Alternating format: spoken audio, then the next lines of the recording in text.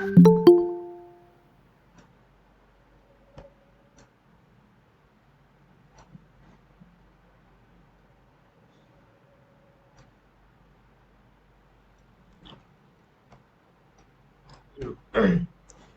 good evening, everyone. I think we are good to start. We have a good number of participants here. You can call this week as EDC's trading week. As you all know that in the coming 4 days we are having that virtual trade stock, and today we have with us C. Ashish Jindal. So he'll just be giving you an introduction about the stock market. So the purpose of this whole EDC week is that even if you are a little bit interested into the stock market, maybe you have seen Scam 92 or Wolf of Wall Street. So even if you are that much into stock market, so you can start exploring into it, right? So that is the whole purpose. Not to or even if you are trading well, if you are already trading, then also this session is going to be helpful because Ashish will be discussing his own portfolios on certain companies, right? Okay, so this is going to be quite an informal session. This is like a senior is teaching you, right? So आपको कहीं भी बीच में you have any doubt, uh, you can just write in the chat box and I'll give the question to him, right? So over to you, Ashish. You can start. Thank you, Karthik. I'm sharing my screen with you all.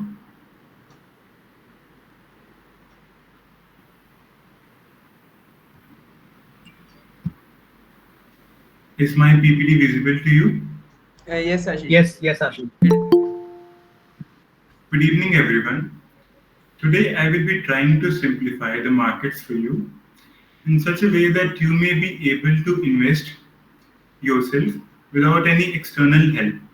I will be making sure that you do not lose your capital, which is the most important point in the markets.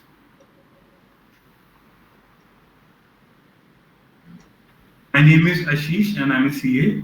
I cleared my CA finals in the very first attempt, and finance and management has been my good areas ever since I started my CA. Other than the markets, I'm good at taxation, majorly in the goods and services tax.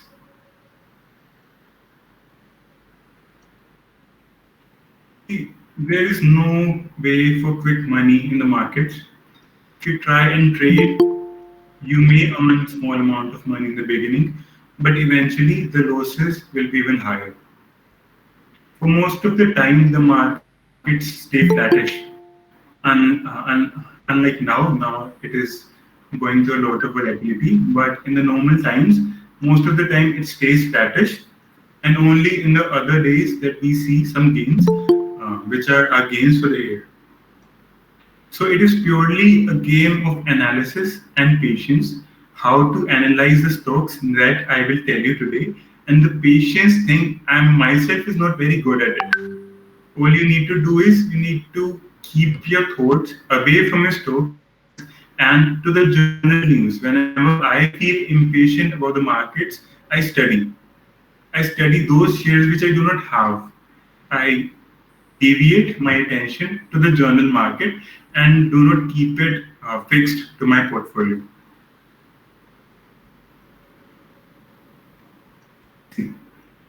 The only way I can make you excited to invest is to make you understand the important lesson for today, the power of compounding.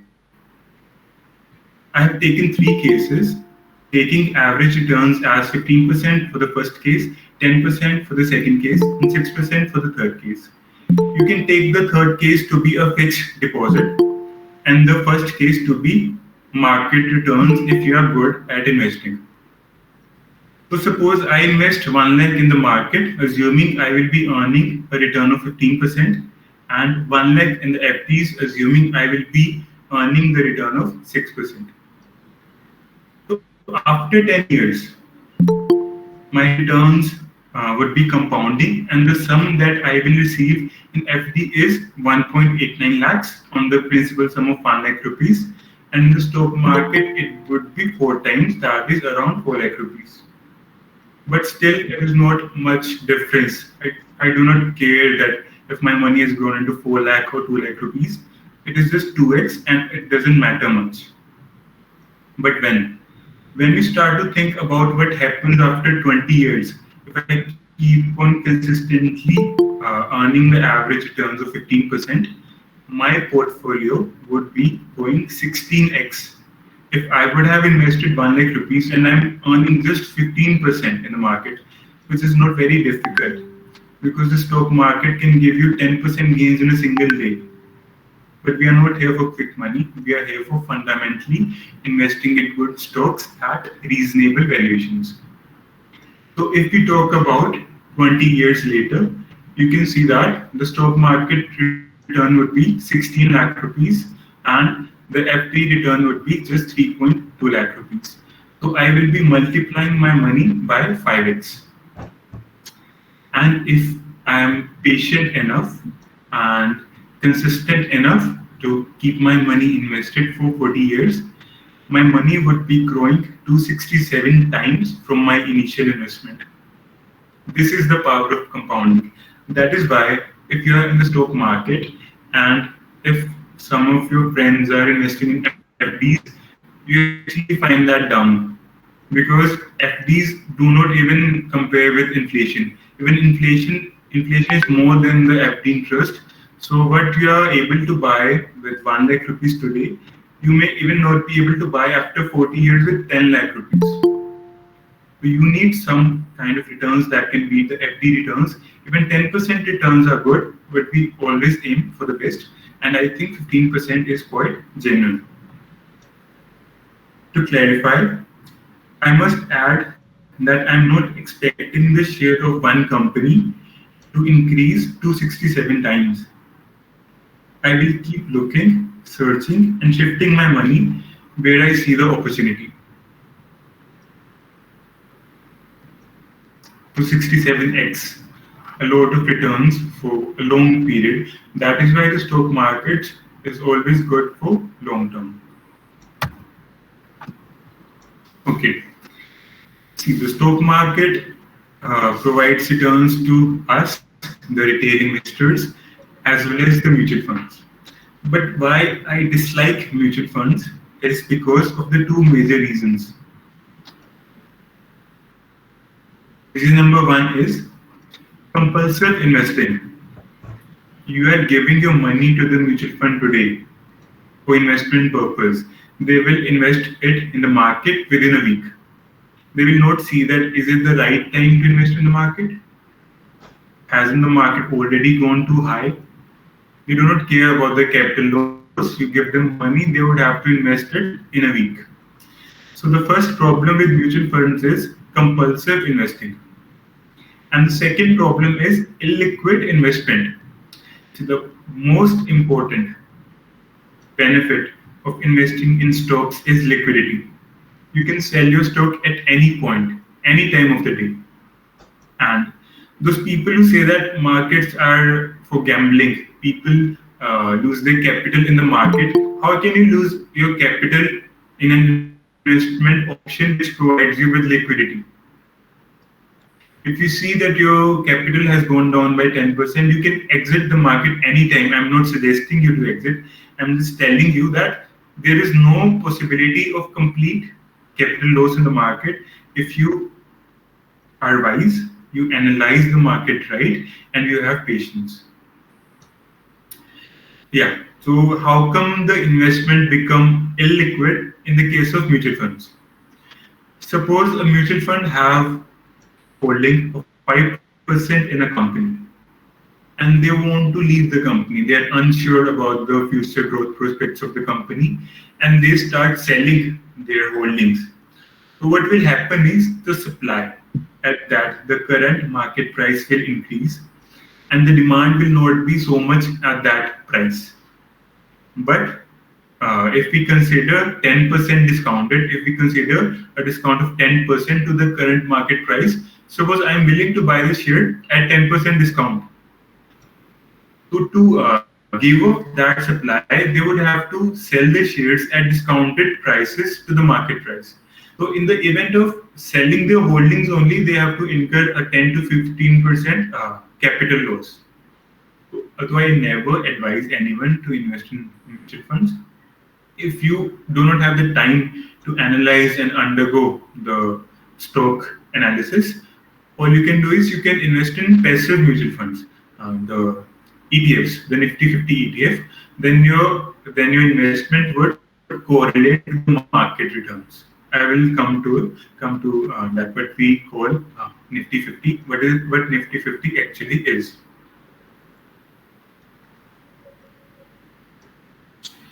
So the basic purpose behind stock market is that it provides a cycle to our savings. See, conventionally, what we used to do is, suppose we save half of our income, we put it in a bank. The bank gives loan to the industries, to the businesses, and that is how your savings are channelized to the industries. But the stock markets provide us a direct interface. We can directly invest in the company through the IPO, through the FPO, without eliminating bank as a mediator. And along with that, we can also participate in the growth prospects of the company, which can provide us with much higher returns as compared to banks. And yeah, of course, it provides liquidity to our investments.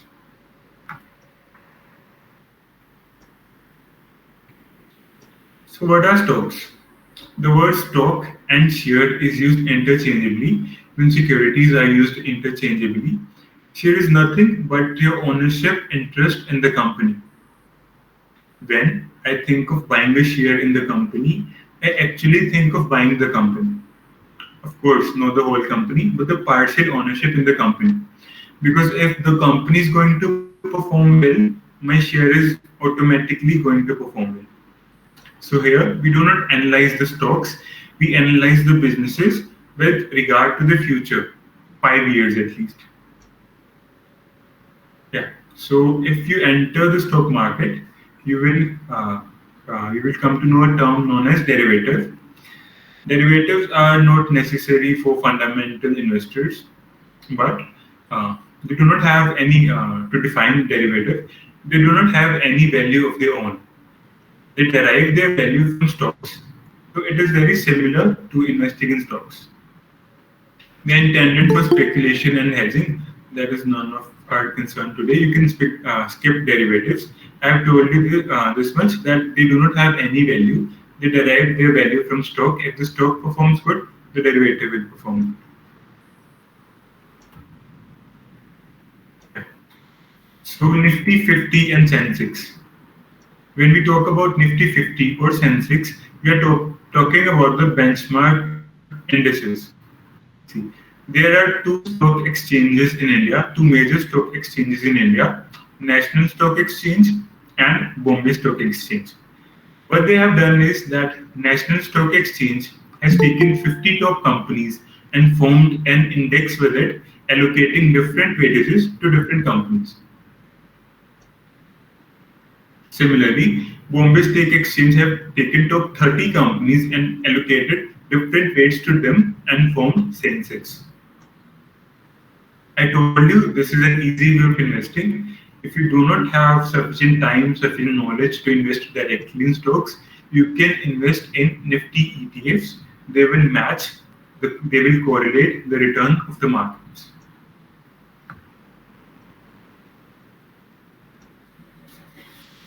Coming to the interesting part, I will tell you step by step how I personally choose my stocks. The first point, and the most important one, is your take on the industry. Your viewpoint on the sector that you are investing in should be very clear. I will be giving you some examples on the sectors I like and the sectors I dislike and the reasons why I don't like those particular sectors.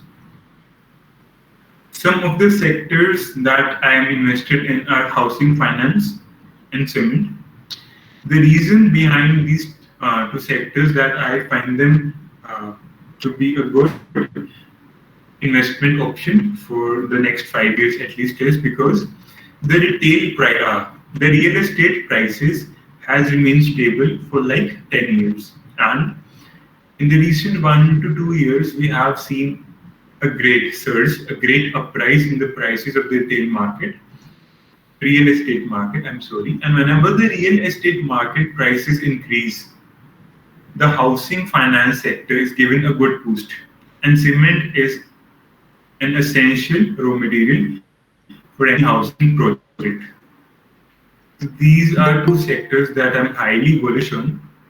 The other sector that I'm bullish on is telecommunications because now there are only two major players in the telecommunication sector, Reliance and Airtel, and I believe that such kind of monopoly can easily help them earn more profits by raising their prices even to a little extent. The fourth sector that I'm bullish on is life insurance. See, since the COVID time, the life insurance sector has got a big boost. They are working on their margins. They are trying to increase their margins. Their sales are increasing manifold, and compared to the global average, in India, the penetration of life insurance business is very low. So my personal favorite in the sector is SBI Life Insurance. Basically, because when it comes to life insurance, there is some unconscious tendency to shift to the PSU stocks. The other sector that I feel quite exciting and is also a bit risky is B2B commerce.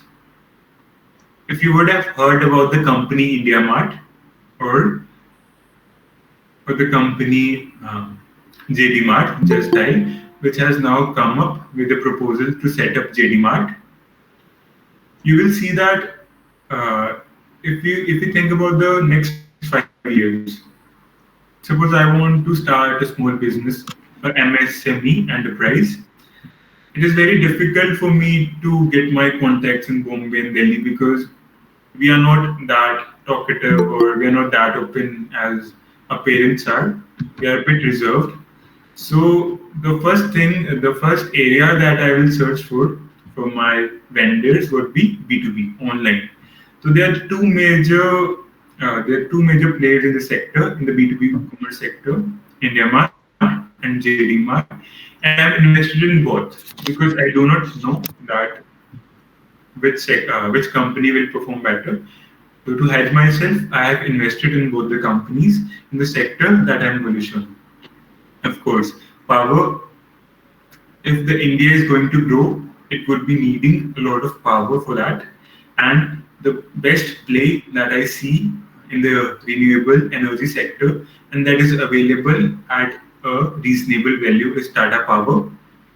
Adani Power is among the top, but the illogical valuations that it is receiving can easily lead to an upcoming capital loss. So I always provide such highly overvalued stocks. So I will be going with Tata Power. And the last but not the least, IT sector. IT sector is always my favorite. I invest in it whenever I find some correction. Correction means that I find the market has fallen by around 10%. So I put some money in some of my favorite large cap and mid cap IT stocks.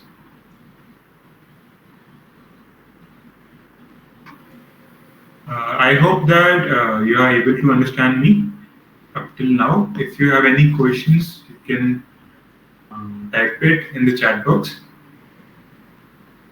All good, Ashish. Okay.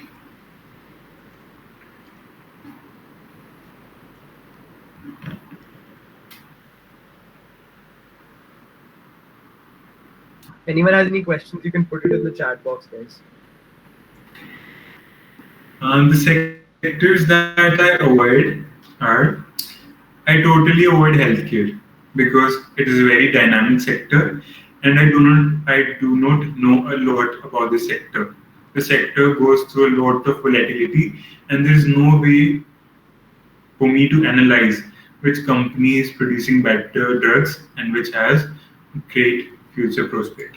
So I always avoid healthcare sector. I avoid metals and usually PSU stocks. There are some exceptions to it, but I avoid metals metals and PSU stocks because they tend to trade in a range. I'm not a trader. I do not want to earn from a range. I always want a stock that I can see will be going on an upward trend for the next 5 years based on its fundamentals. I do not like manufacturing companies. It might sound weird because we all use manufactured products, but if you consider the largest top 10 Nifty 50 companies, only one is a pure manufacturing play. Nine of them are services. Manufacturing are cyclicals. They will perform good today, they will perform bad after 2 years.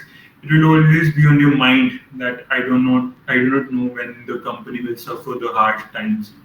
So I avoid manufacturing sector totally. I always like services sector because they can give you consistent growths and consistent margins as well. Yeah. And the last sector that I do not like is B2C commerce. I like B2B, but I do not like B2C. Reasons are high competition, uncertainty. You do not know that from whom you will be buying the same products next year. And we have Amazon too. I feel that it is very difficult to compete with Amazon. And of course, low margins. Most of the B2C commerce companies are going in losses. So the B2C commerce sector is a total no-no for me. Okay, so that is the most important part while picking a stock. If you pick the right sector, your stock is going to give you some returns. Even if you perform the least good stock in that sector, it will give you some return. Okay.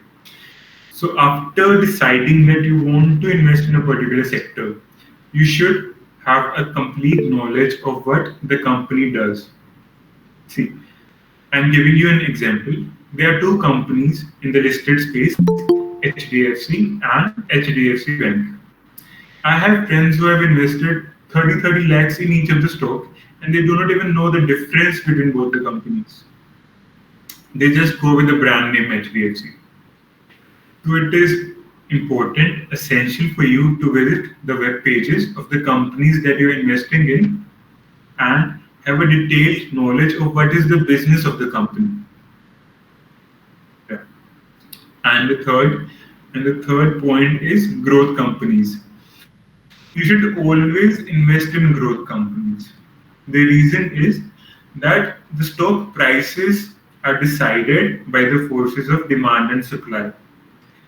A company will only have demand if it is growing.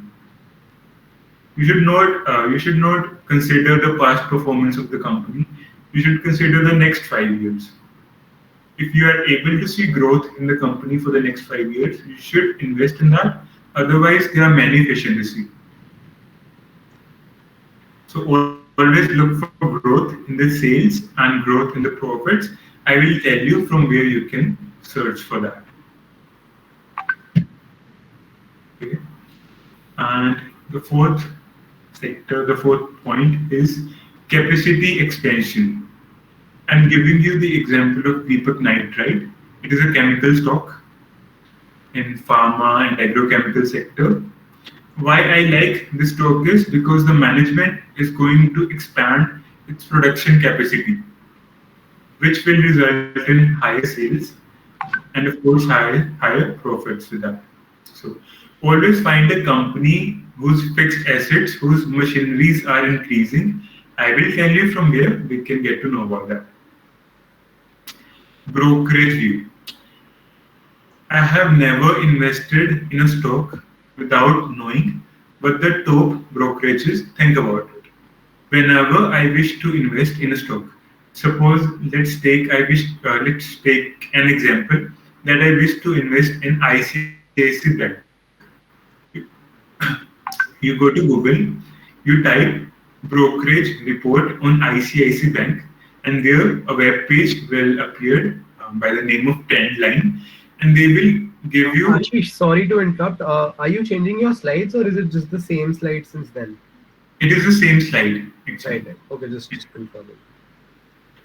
So there they will give their perspectives, their target prices for every stock. And I'm very wary of having any capital loss. So before investing in any stock, I make sure that the big names are recommending the stock.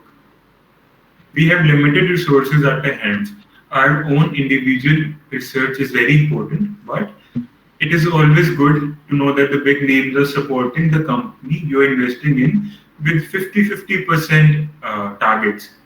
They're giving the targets of 50% uprise in 1 year on the stock that you are investing in. And we are here only targeting 15% minimum for years, 20 years. So this is also a very important point. You should know what the big names are thinking about the company that you are trying to invest in. Okay. And the last, the future outlook by management. It is a bit time consuming to listen to what the management is saying about the future of the company. But if you have invested like 1 to 2 lakh rupees in a single company, I do not think that it should be a major problem for you to listen to a 1 hour conference call with the company every quarter, every 3 months. It increases your conviction in the company because managements do not lie. They give you very accurate, to the point forecasts of the future. They will tell you the risks that the company may face. So I always intend to listen to what the management is saying uh, in their conference calls, which are easily available on YouTube. You can just type Reliance Quarter 4 2022 conference call, and you will get the audio for that. So this is the most important slide. Even after today's presentation is over, you should keep the points in your check. And before investing in any company, you should make sure that you have ticked all the points here. Smart allocations. Okay, what I do is, suppose I have a corpus of 50 lakh rupees. I can invest 50 lakh rupees in the market today. I will keep 20 to 25 lakh rupees in my savings account. That is my buffer. I'm never going to go all in the market because you do not know how the market will perform. The volatility can be frightening for some of the new investors. So you should always have 50% of your corpus in cash so that whenever you see an opportunity, you can dive right in. And see, the market gives a lot of opportunities, great opportunities every month. I find 2 to 3 great stocks at great prices every month. Okay, so we have kept 25 lakh rupees aside and we have 25 lakh rupees with us. So even with this 25 lakh, I may not think of going all in on a particular day or in a particular week. Whenever I invest in a company, I always think that if the stock corrects by 20% from here, I will put the same amount of money into it. So you may start by just investing 15 lakhs in the beginning. That is 30% of your portfolio. See, I've written that suppose my allocation to Infosys is rupees 50,000. I'll buy the share for rupees 25,000 at the current market price. Even like I think that the current market price of 1,000 per share is reasonable. I'm willing to invest in this at this price, but the market doesn't act according to you. The market, after a few months, you find Infosys trading at rupees 700 per share. Wait a second.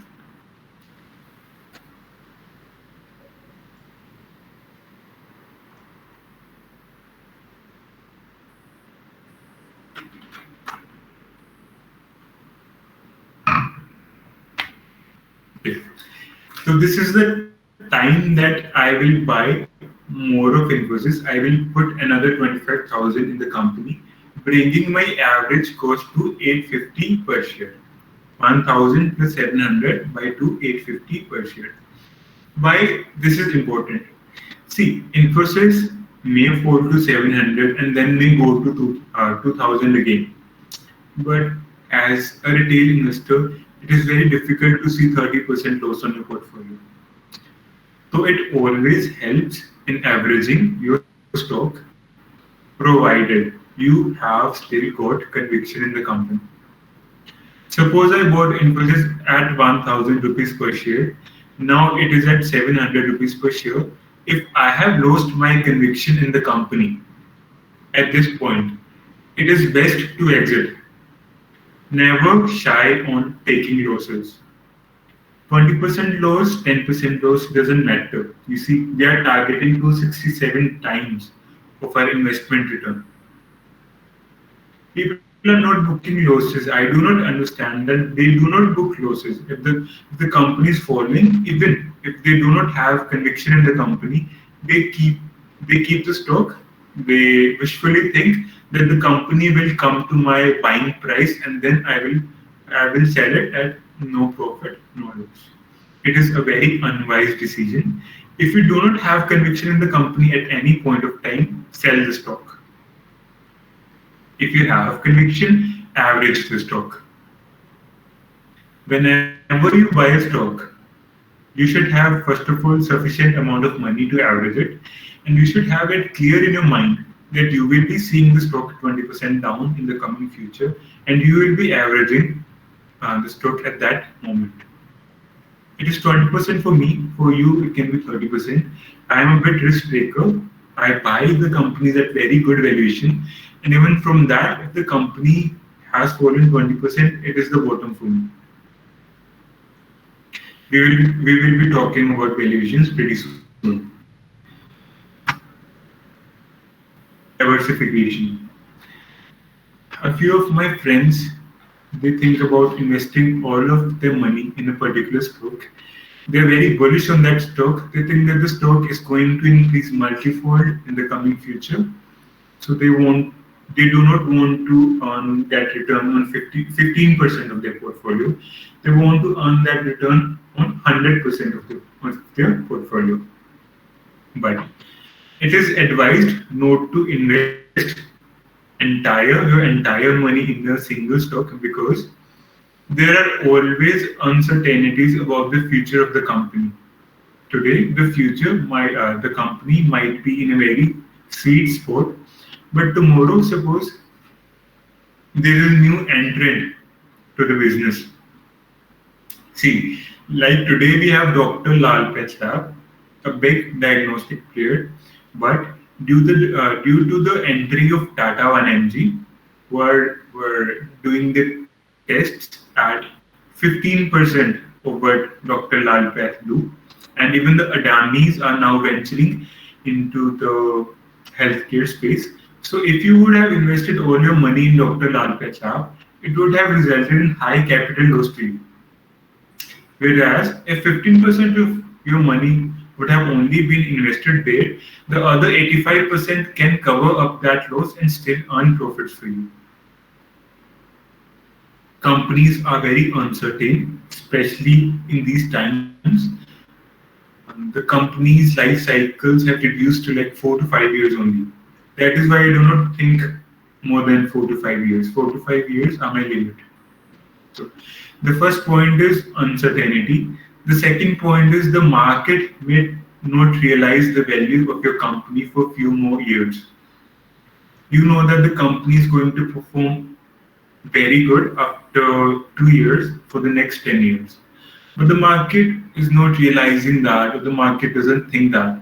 So your capital will be flattish for 2 years. It's very difficult to see your investment at the same level for 2 years. If it is going up, you can feel happy. If it is going down, you can average. But to see it at a particular level for like long period of time can be very troublesome. So capital will be blocked, and resultantly you will lose many other opportunity. And there are many fish in the sea. If you are not able to find 10 companies worth investing, 10 companies that you can see will double in the next few years, you should not invest at all. that means that you have not received the right, you do not have the right analytical skills to invest in the market. So there are many fish in the sea, and there it is very easy to find 10 to 15 companies at any point of time. So it doesn't make sense to put all your money in a single company. So diversification is very important. I use the 15% limit. You can vary it to 10% or 20% as per your liking. These terminologies you would have to understand. I will try to simplify because this is very important for valuations. Okay. So the first is market capitalization. So market capitalization is nothing but the value of the company. The number of shares multiplied by the current market price of one share gives you market cap. This gives you idea how big the company is. Bigger the market cap, bigger the sales size of the company, higher the profits. Earnings per share. See, earnings per share is very simple. You need to take the profit of the company divided by number of shares. You will know that how much profit the company has earned per share. The market cap is the value of the business, value of the company. Earning per share is the profit earned by the company for a year by the number of shares. P ratio. I have never invested in a stock without thoroughly considering the PE ratio of the company. If you get the PE ratio right, it is very difficult for you to have major capital loss. Only those people have capital loss who invest in a expensive stock. When I say expensive stock it doesn't mean that the price of the stock is 70,000 rupees. It means that the price of the stock is much higher than what it should be. We are paying more for less. So in that case, only people are facing capital losses. If you understand the concept of PE ratio, you're not going to lose any capital. And all the famous investors, Warren Buffett, Rakesh Jhunjhunwala, they all cannot emphasize more on how much capital preservation is important. So taking a very easy example, take earning per share to be rupees 10.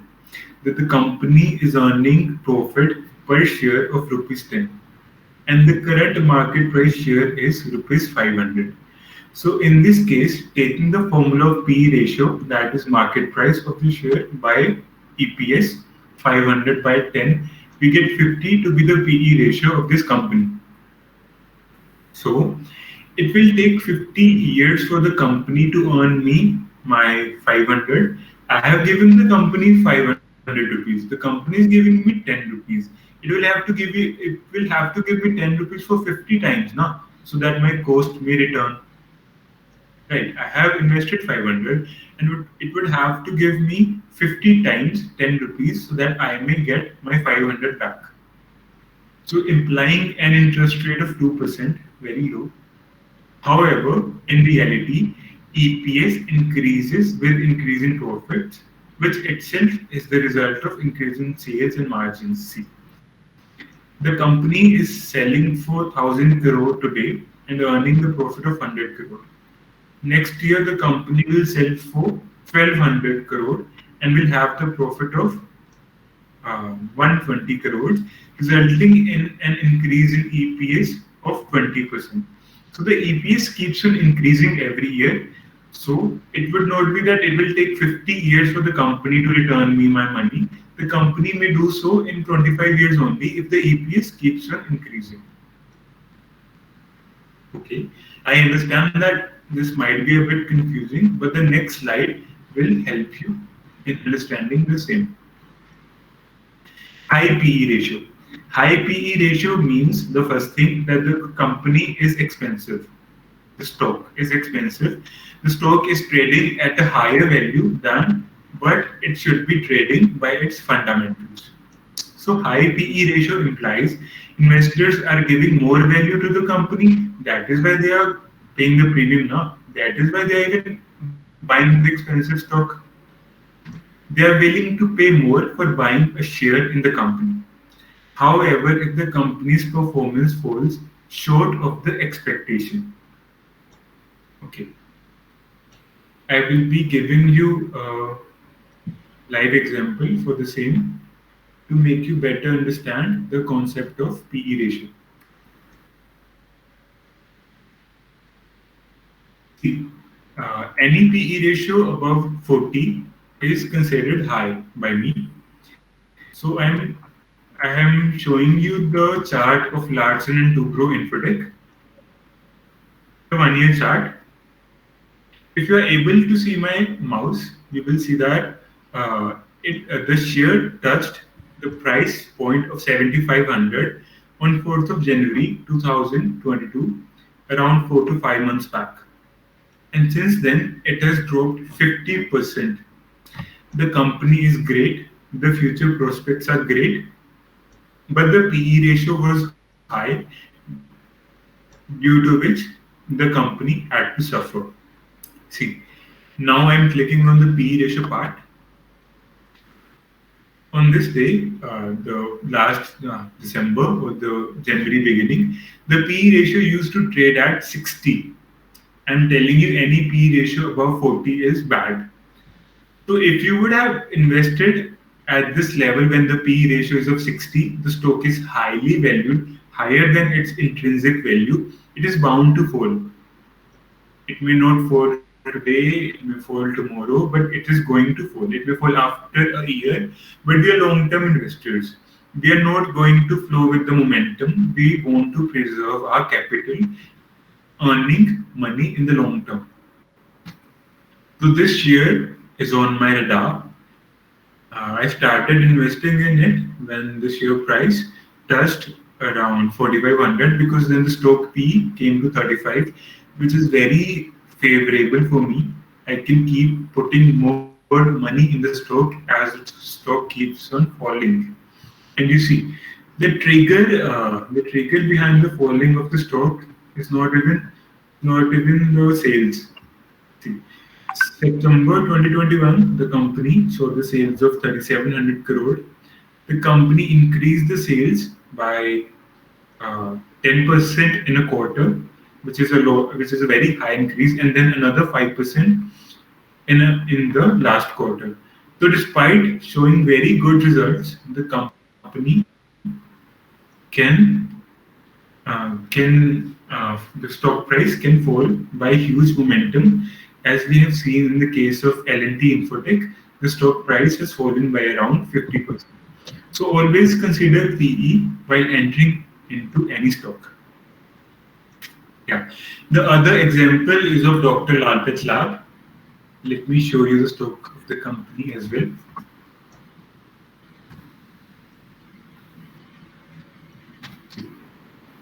Taking the 1 year chart again, the company made a high of 4,100 and is now trading at 1919, sorry, resulting in the capital loss of more than 50% in like 7 to 8 months.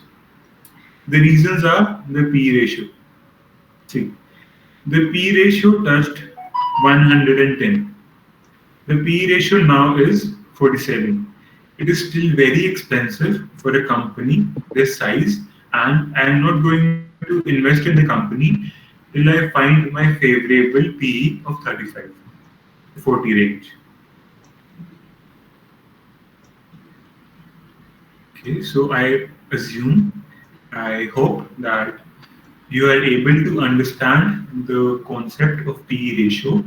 Do not buy a very expensive stock, because it have the danger of capital loss, even if the company is very good. See, if the company is very good and the stock is trading at a very high price, you should monitor it. You should keep it in your watch list. In the next 6 months to 1 year, it will give you a good entry point. That is when I exit. I always have a check on like 20 stocks in my watch list. I always wait for them to decline, to come to reasonable levels so that I can enter. If they do not decline, It is no problem. I have a lot of other companies to invest in, but I'm not going to take a risky bet that can lead in my capital loss. Okay. For me, on an average, the PE above 35 should be avoided. 35 to 40 is fine. Above 40 should be surely avoided. And this figure doesn't apply to new age businesses because there are companies like Affle India who are indulged in mobile advertising. They can grow many fold. They are multiplying in every year by they are doubling in every year. So such companies deserve high valuations, but they are exceptions. For most of the stocks, the PE should not cross 35 or 40 for me, and and I will even avoid low PE stocks. The low PE ratio implies that investors are not liking that particular stock and they're not willing to buy the stock even at cheaper prices. Because if they would have the will to buy the stock at cheaper prices, the demand would have increased the stock price. So I avoid high P stocks, I avoid low P stocks, I avoid stocks which have the PE of less than 10. They are known as value stocks. I completely avoid them. I like growth stocks available at reasonable valuations. So for me, the range of P is 10 to 35, but there are always some exceptions.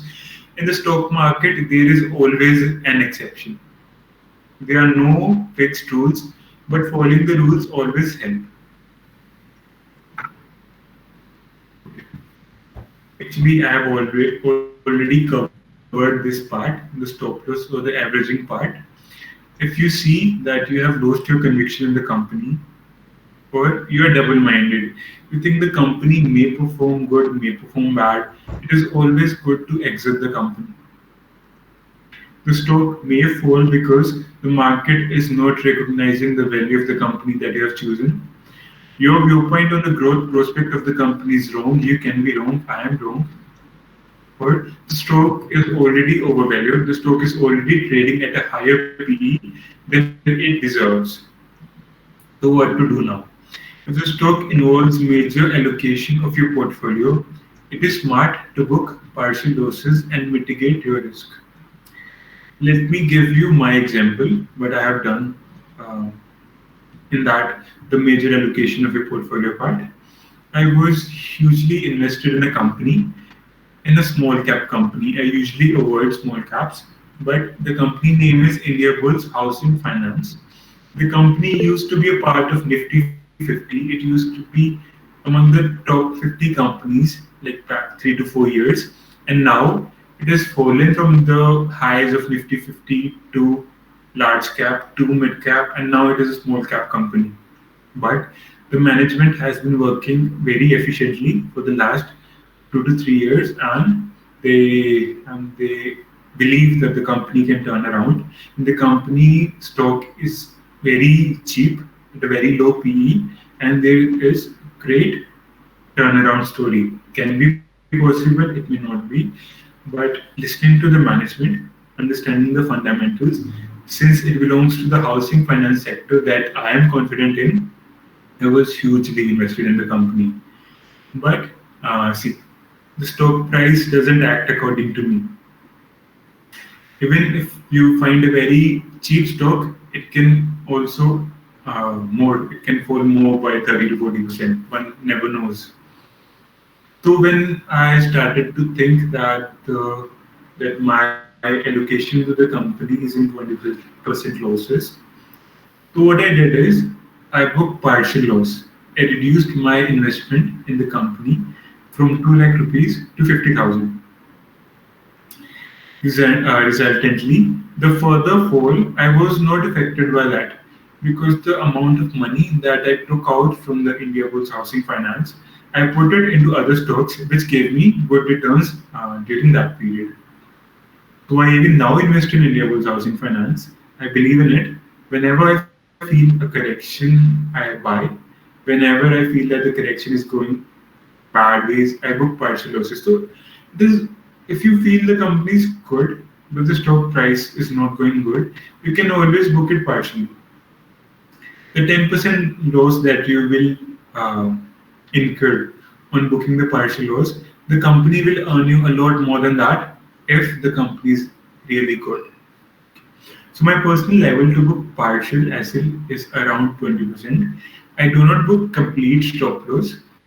I only book complete stop loss when I have lost my conviction in the company. If I have my conviction in the company, I only book partial SL, partial losses. And I do not book it before the 20% fall because 10% to 15% fall is very normal in the market, fall and rise as well. Okay, so it is on you. If you have conviction in the company, you can average or you can partially book SL depending on your mental health. I do not want you to be worried about the company. If you're worried about the stock, it is best to book your losses because that means that you're not having conviction in the company, or you don't think that the company can double from here. You are just there for the 10 to 20% returns. Then it is best to exit the company. Shareholding patterns. We can do a lot of fundamental analysis in the company, but it always increase our confidence in the company if the large domestic and foreign institutional investors are buying that particular stock. Who are the domestic large institutional investors? They are the mutual funds, AIFs, alternate investment funds, and big companies like LIC and so. And for the foreign institutional investors, they are they are the FIIs. You will not be knowing the names. There are some major FIIs like BlackRock, and there is Abu Dhabi Group. So they are there. So if they are increasing their investment in your chosen stock, it always gives you confidence. The company has fallen, the stock has fallen by 20%, suppose. So their investment in the company will give you the confidence to buy more of it. See, your stock is very small compared to them. Your loss is not even a penny for them.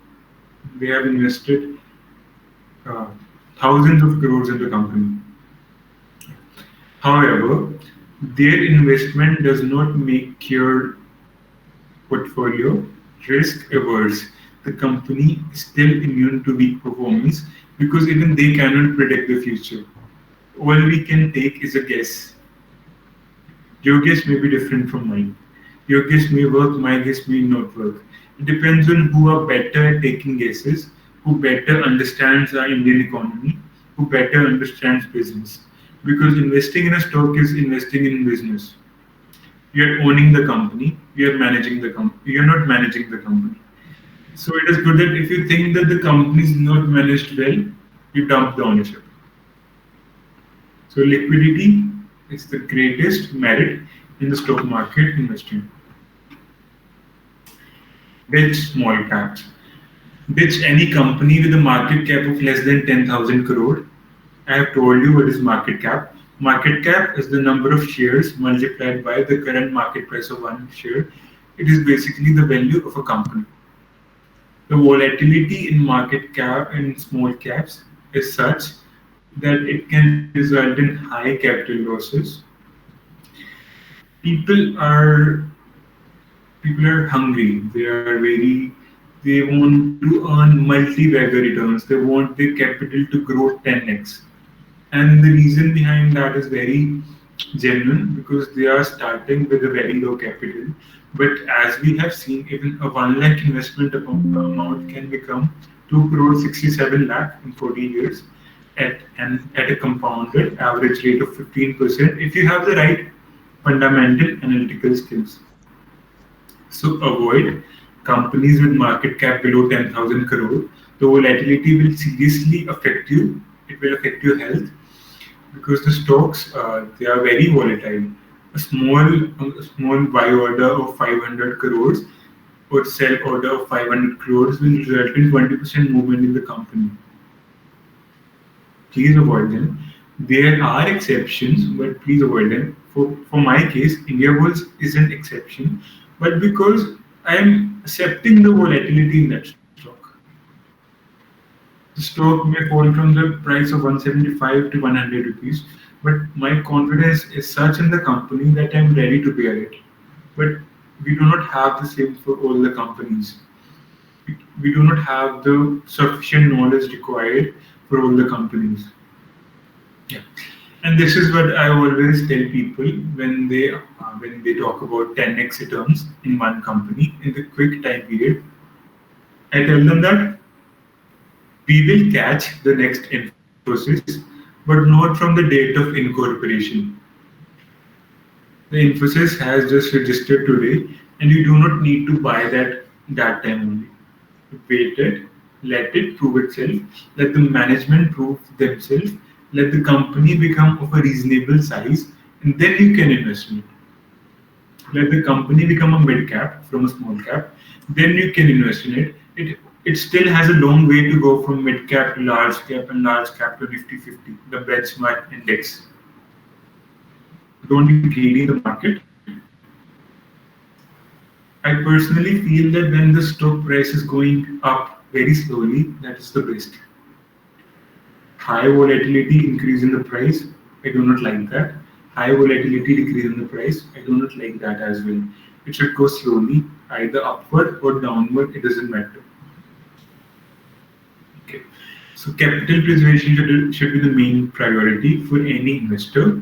So that is why there is no need to invest in small caps. Companies with less than 10,000 crore will also make it easy for you to analyze, because now the number of companies that you have to analyze has fallen by a great extent. Okay. So yeah. Directing to news. I told you that I am bullish on the cement sector, and I go with the market leader in the sector because it is very difficult for me to analyze the cement companies, because I do not have any direct contact with the cement vendor or in journal with the cement product. So what happened was recently there came a news that Adani is buying ACC and Ambuja Cement, the other two good companies, other second to Ultratech. So what happened in the market is the Ultratech stock started falling. People became afraid that if Adanis are getting into the market, they will take all the market share. Like the fear of losing your investment started, but this is not so with me. I thought it in a different way. I thought that Adani is entering into the cement sector. Of all the sectors, that means that they are seeing a lot of future prospect in this sector. So when the people were selling Ultratech, I was buying Ultratech. So it is your analysis. The way you can think. The other benefit would be that now there are a lot of players in the cement sector. Then there will be two major players in the cement sector. So they all can form a cartel. Cartelization is not allowed, but there are always informal cartels. They all can form cartels, and they can decide their prices and margins accordingly. So when people were selling on the news, I was buying on the news. So this is how different participants in the market react differently to news depending on their analysis of the sector.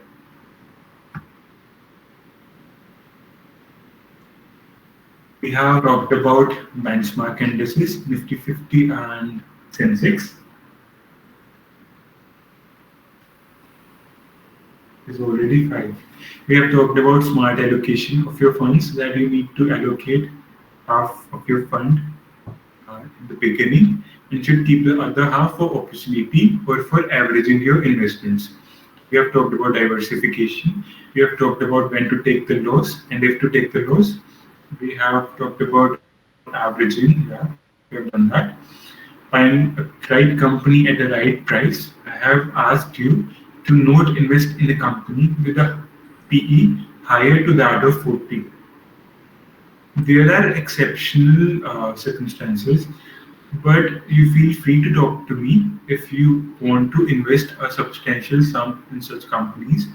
Then I can give you my viewpoint. that if the PE of the company is justified according to me, I can be wrong, but I can always provide you with my viewpoint. We have talked about shareholding patterns of the big players, and we are going to say no to small caps, and we are going to analyze the news from our perspective, not from the way the market is perceiving the same. Actually, it is only these news that give us the opportunity to enter in the stock. When I'm free, I'm not actually studying about my stocks. I'm studying about what is happening in the market because I am looking for opportunities. I'm looking for Dr. Lal Pat's lab to come to the 1500 level and I can buy it.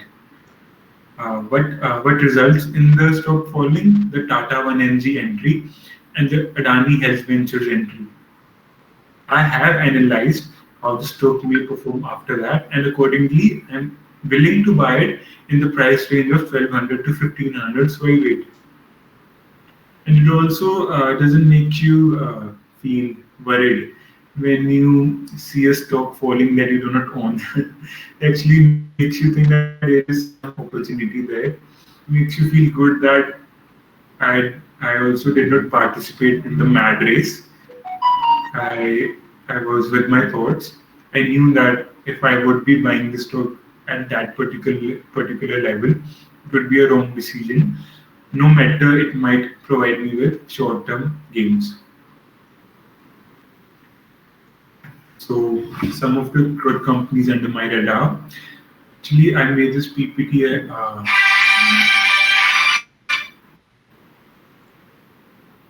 One second, please.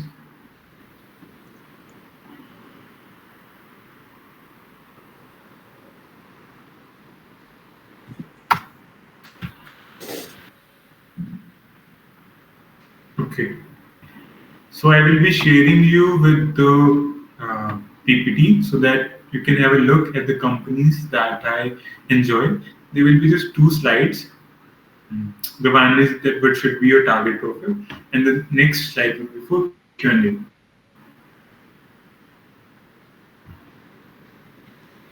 See, uh, as I have written, that there is no straight answer to this that what should be the target profit. I personally do not book profits. All I have are long-term sectoral companies that I purchased at reasonable prices with my minimum expectation of 50% upside in the stock price. If I do not see that the stock price will increase by at least 50%, I do not enter the stock. See, I'm facing my stop loss, my risk of losing 20% of my investment through stop loss. So minimum I wish is 50% upside, resulting in my 5 to 2 reward and risk ratio that I'm willing to forego my 20%, but I want 50% in return. I'm willing to book my loss at 20%, but the minimum that I expect from the stock is 50% upside, and that upside is not wishful thinking. I do some analysis. Uh, I analyze that how the sales might be in the coming years, and I have told you if I lose my conviction in a company, I sell the stock immediately, no matter at a profit or loss. See, actually, I was going to help you with analyzing a particular stock. To allow me to just analyze this HDFC Bank stock. See, the stock is 19, very cheap. See, we have a range of 10 to 35 now. The stock is only trading at the PE of 19, which is very cheap for a bank that size of HDFC Bank and with uh, good future prospects. The company has a 52-week high of, I'm sorry, has a 52-week high of 1725 and the low of 1292 and its current price 1303. So you are getting the company at the cheapest price that you could have bought it in the last 1 year. So this is also a good point that I'm not paying more for a stock. I'm getting it at cheap valuations. The first thing is valuation. The second thing is, see, uh, the investments and the other assets. Here, the other assets refer to the loans that the company is giving. The company had a loan book of 10 lakh crore in March 19, and in March 2020 it increased to around 12 lakh crore, 20% uprise in the loans and advances, which further increased to around 18% growth in March 2021. So the company is increasing at a good rate of 15 to 20%, and that is what we are targeting as our portfolio returns. So the company provides growth at a value, HDFC Bank, and we have, and this is the shareholding pattern of the company. The DIIs have increased the shareholding from 17% to around 24%, and the FIIs are selling from the company, but the fall is only of 3%, but the buying is of around 8%. They are buying the shares from the public who hold 18% of the company, and now they are just holding 14%. So the money is moving from our hands. We are considered not too smart in the market. The money is moving from those people who are considered not too smart to the smart hands in the market. So that provides us with confidence in the stock. And this is the website for for analyzing any company. What you need to do is you need to enter screener.in. Can you give me a stock that I may try analyzing it?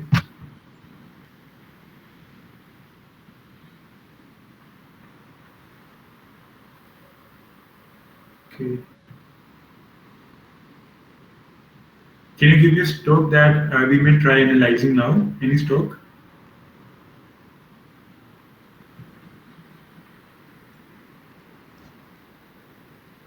Let's do ITC.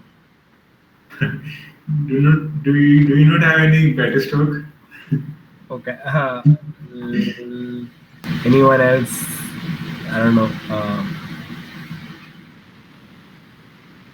We Okay. can do. So I will analyze the company that I think have the caliber to become the next Infosys. Okay, we all want to know that which company will be the next Infosys. We do not like the ITC business actually. The Hmm. tobacco business doesn't seem good as per the ECG criteria, and I know that it has received a bit of a rally recently, but that is due to macro reasons which are of short period. See, the stock I'm talking about is Persistent System. It has a market cap of 28,000 crore, whereas Infosys has a market cap of 6 lakh crore. So the company can increase by 30x if it is to be the next Infosys. The PE ratio is 42, justified for a company of this stature. And here, all you need to watch is market cap. It should be above 10,000 crore at least. All you need to do is watch at the PE ratio. It should not be a lot. It should be possibly less than 40. 42 can be accepted. The company is giving you 0.5% dividends, which doesn't matter. It is just the extra income. We are not here for dividends. And here, from the key points, you can know a bit about the company, that what the company is doing, and all. And this is the stock chart of the company. In the last 3 years, the company has increased like 5x already. But since they are also increasing their sales in the same criteria, so the sales are also increasing 5x in this period. So that doesn't make the valuation unjustified. Okay, the P stands at 40. So here you can see the pair comparison, that what are the other companies in the IT sector, what is their PE, what is their market cap, what is their sales for the quarter. Like what I do is I decide from that which company is the biggest in terms of sales, what are the net profit margins and so. Okay. Moving on here. you can see the quarterly result, but I focus myself on the yearly results. See, taking from March 2020, the company has increased its revenues by 20%, touching 4200, and from there the company has increased its revenues by 40%, touching the sales figure of 5700. And if you listen to the management commentary, they are saying that the company is going to do 3x sales in the next 4 to 5 years.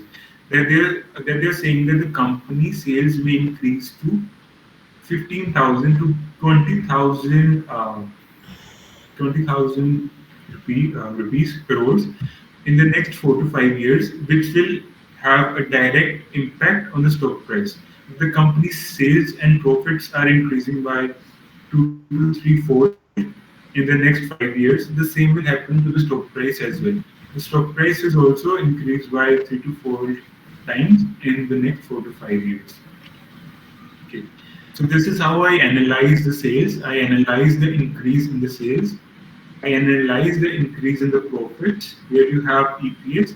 EPS grew by around 30% here and around more than 60% here.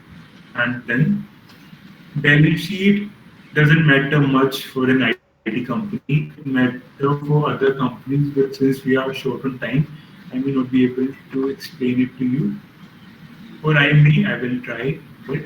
And see the shareholding pattern. FIIs hold 20% of the companies, DIs hold 27% of the company, which was earlier 21%. So they increased their shareholding by 6%. Who is the loser? Public is the loser. They are losing their holding in such a good company. People like us, small investors, they're selling the stocks. We do not know that how better the company can perform.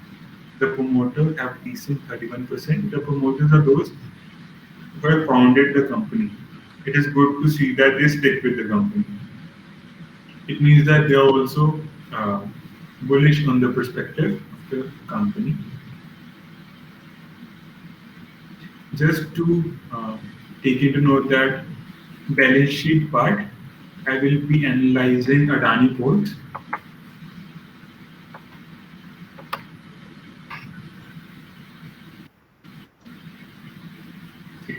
Adani port is trading at a PE of 30.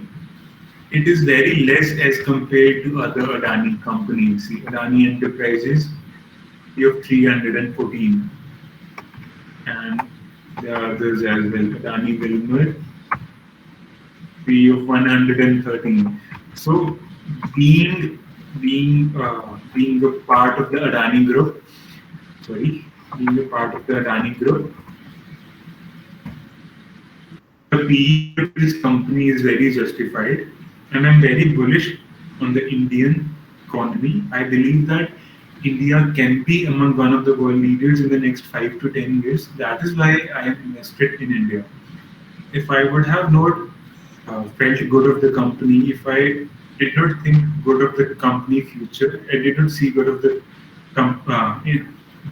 country future, I would not have invested in the stock market at all. You see, Adani ports indulge in import export, and the better the economy of a company goes, the better is its exit cycle. The more they import, the more they export. So the volume at this company may increase multifold in the coming years. That is why this is my long term pick. And I'm going straight to the balance sheet part. I have told you about the other things. Is see, the fixed assets of the company has increased from 32,000 crore to 48,000 crore in 1 year. So the fixed asset basically means the buildings, the machineries, the long-term capital assets that they have. It includes the land, the building, the plant and machinery, the shipping vessels, the equipment, computers, everything. So the fixed assets are precursor to increase in sale. Today, if we invest in fixed asset, only then we can earn sales from that in the coming years.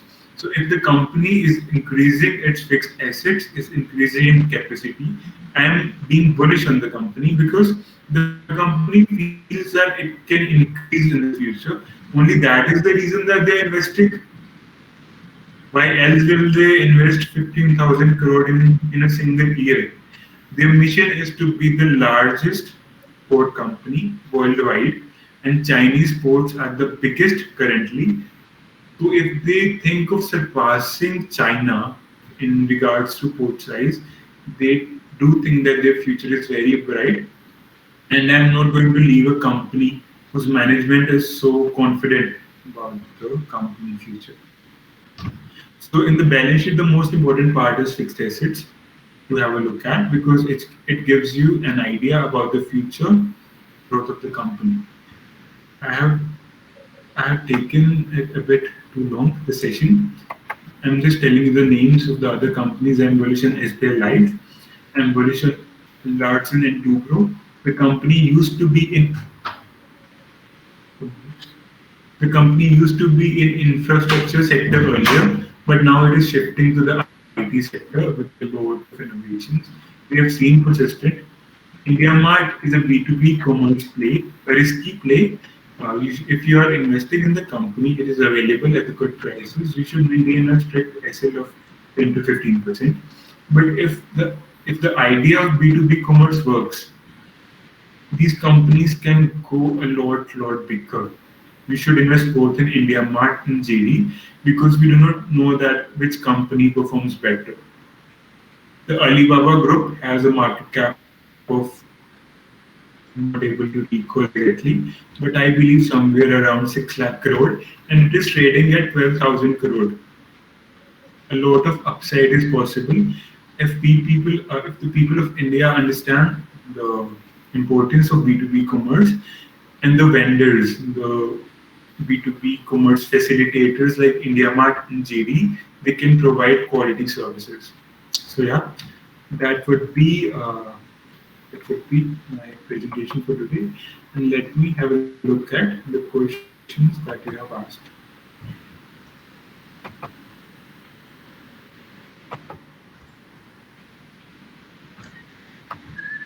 It was a wonderful session, Ashish. So maybe we can take up some questions from the chat Yeah. box. Yes. Okay. Yes. So So I think you have already talked about the Adani group. One of the, I think, who has asked. Let- okay. Let us go from the first question only. Yeah. The first question is from Mr. Datta. Can you please tell about CE? So please talk about CE and SE. So what I'm assuming is that you are talking about call options. See, call options are derivatives. They are for traders. I will never advise you to venture into that area.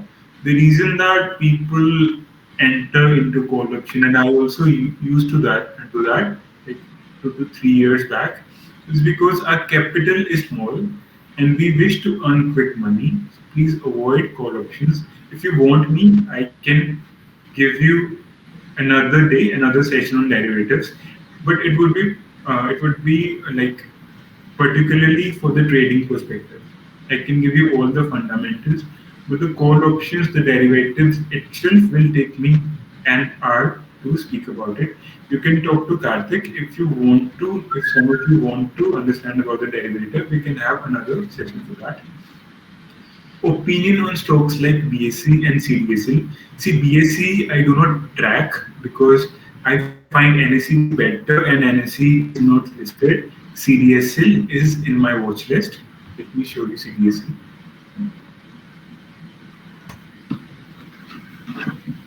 The only problem that I see with CDSL is its valuations. It has corrected from now from the highs of it is corrected from the highs of 1666 and is available at a good price. But I was just looking at this stock yesterday only. But you see, the last quarter sales has fallen from 152 to 137, due to which the EPS has fallen from 8 to 7.43. In such stocks, if market does not perform well for like a quarter, then the sales will reduce. The market react very violently to such results, and you may find the stock at cheaper valuations. You can buy the stock now. All you would have to face would be might be 20%, 30% capital loss in the short period, but I am not going to enter in this company at this level. I may enter it at around 800, 900 if it gets there. I am not saying that it will get there, but this is not my comfortable level to buy the company because I still think that it is overvalued. So I will be avoiding CDSL from now. For now, the business is good for the long term, especially because the retail investors will keep on getting in the market as the time flies by. But for now, I'm not going to invest at this valuation. If I find it at a better valuation, like see, in the June month, in the June quarter, April to June quarter, the market has not performed very well. So it might be that the CDSL doesn't perform very good result and the stock may further fall. Then we can again review if I can enter or you can enter into the company, but 800 to 900 level will be more comfortable. Could you please explain how to judge the new age businesses with respect to PE ratio? See, PE ratio, the formula is current market price divided by earning per share.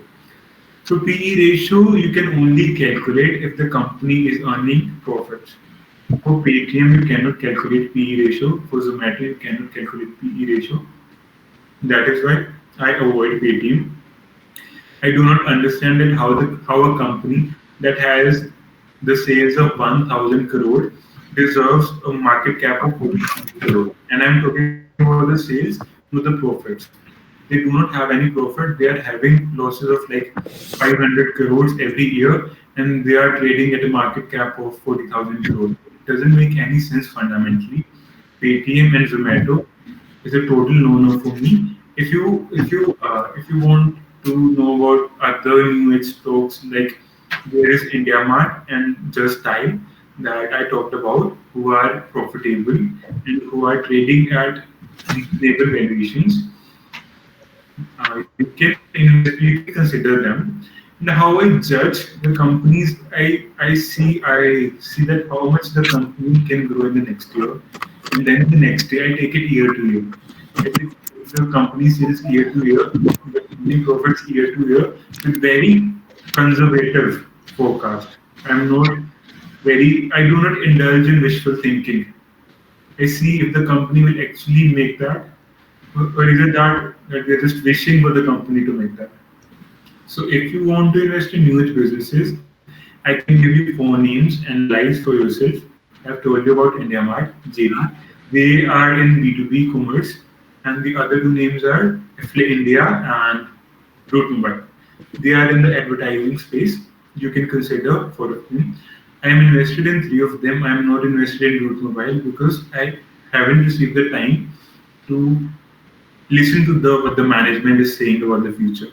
So I do not invest unless I know that the management is confident in the company future prospects. Wipro. See, I exited my position from Wipro not because not because the company is not good. The company has made some acquisitions in the recent past, but the problem and the company is uh, trading at a cheaper valuation. The PE is, I think, around 20 or even less than 20. Yeah, it is around 20. The company is trading at a reasonable valuation for an IT sector company, but the sales growth is very low. They are just growing by 5%, 10% a year, which is very small if we talk about an IT company.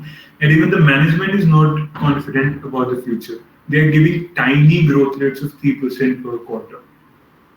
I do not invest in those stocks. I at least want a 20% increase in the company growth. At least growth. The margins may fall, may increase a bit, but the growth should be constant. The revenue should be constant. The company should be constantly performing in the market.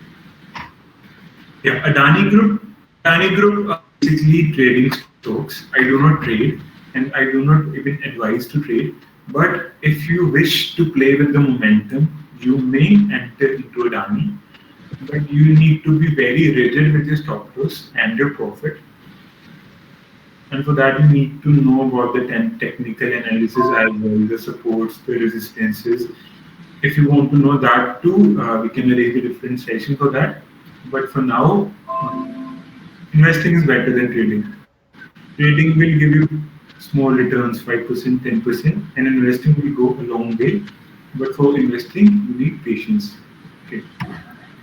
So what is DII and FII? See, I told you that DII refers to mutual funds, big companies like LIC. They are the big players with comprehensive research teams who constantly indulge with management, talks with management, and they have much better resources than us, and they can better forecast the company. So it is always good to know that what a DI, what a mutual fund is saying about the company that you are trying to invest in. And FII is foreign money. Like suppose some US big company wants to invest in India, they will give the dollars to the government, take the rupees from the government and invest in the company.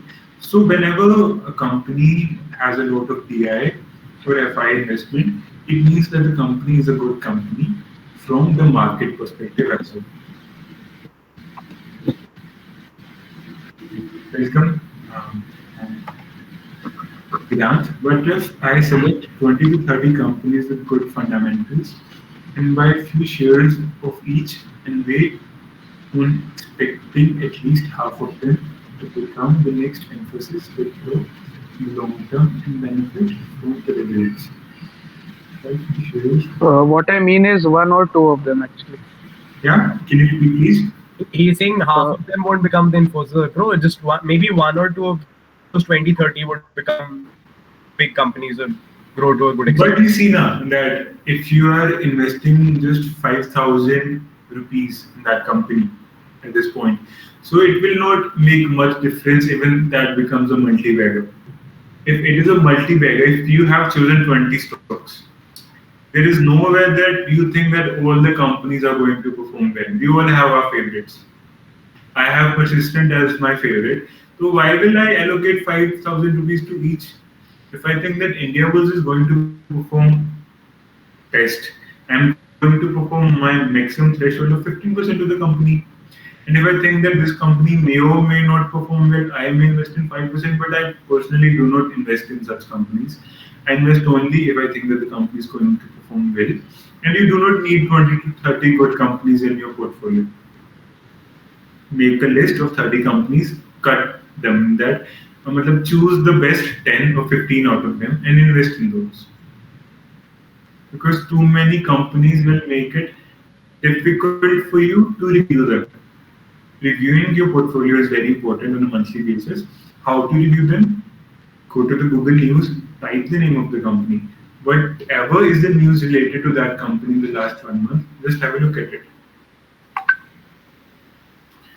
What is the difference between PE, TTM, and industry P? See, TTM is trailing 12 months. Like, suppose there is a company who haven't released their results for the last quarter, that is the quarter ending 31st March 2022.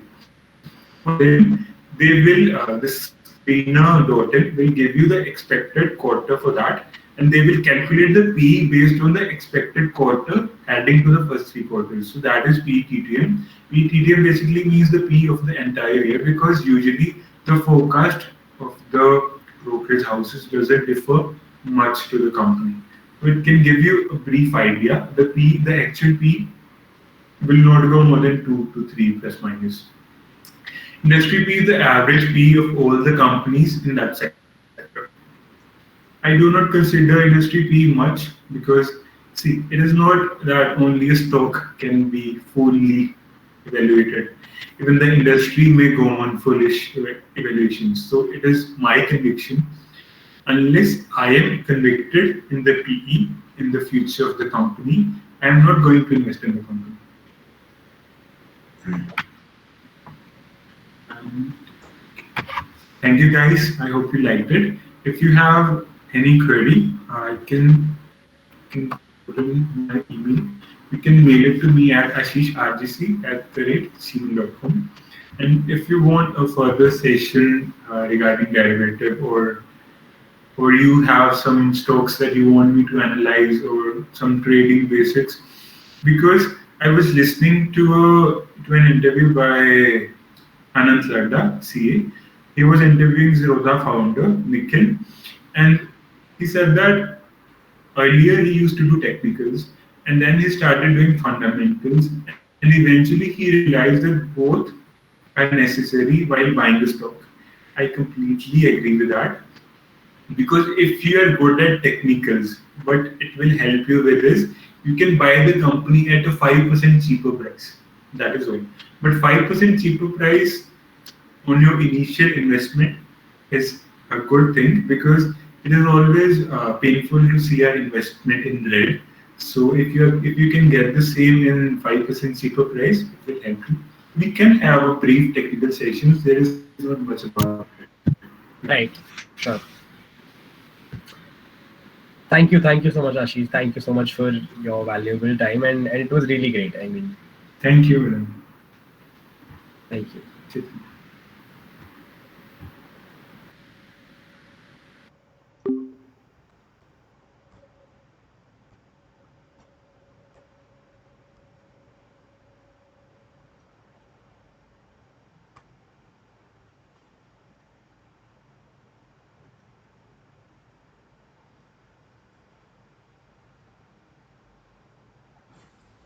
Hello हाँ हाँ बढ़िया सी ਉਹ ਪਹਿਲਾ ਵਾਲਾ ਮੈਨੂੰ ਲੱਗਦਾ ਨਾ repeat ਹੋ ਗਿਆ ਥੋੜਾ ਜਿਹਾ ਬਾਕੀ ਤਾਂ ਉਹ ਜਿਹੜਾ ਵਿੱਚ ਜਿਹੜਾ ਹੁੰਦਾ ਹੈ ਤਾਂ ਕਾਫੀ ਸਹੀ ਲੱਗ ਰਿਹਾ ਮੈਨੂੰ ਤਾਂ ਮਤਲਬ ਆਪ ਨੂੰ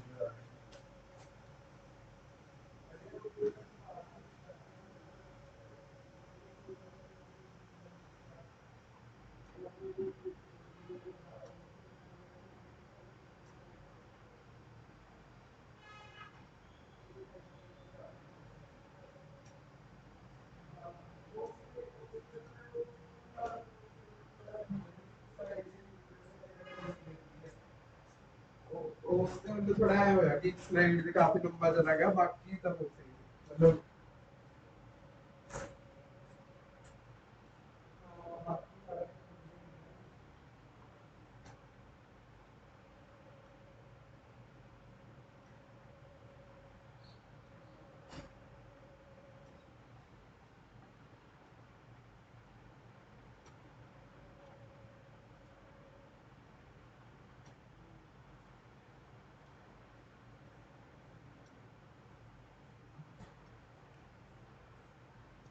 जैसे 10 तो 40 जो हो गए